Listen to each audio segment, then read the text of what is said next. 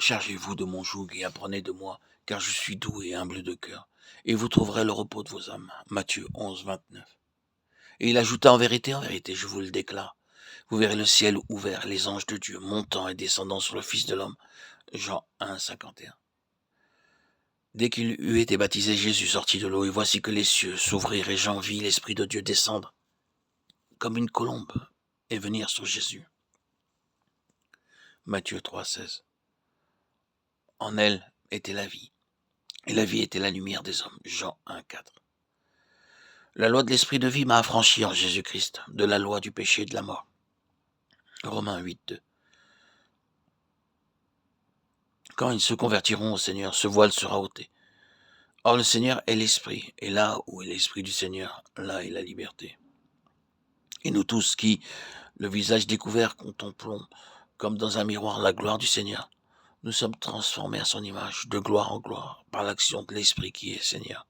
2 Corinthiens 3, 16, 18. Dans l'école de Christ, c'est-à-dire dans l'école où Christ est la grande leçon et où l'Esprit est le grand maître.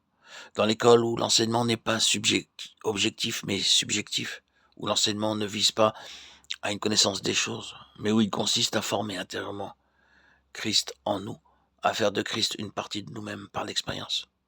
C'est là la nature de cette école. Vous verrez le ciel ouvert. Il vit les cieux s'ouvrir et l'Esprit de Dieu descendre sur lui. Quelle est la signification de l'onction du Saint-Esprit? Elle n'est rien de moins et pas autre chose que l'acte du Saint-Esprit prenant sa place de Seigneur absolu. L'onction entraîne avec elle la souveraineté absolue du Saint-Esprit, de l'Esprit comme Seigneur.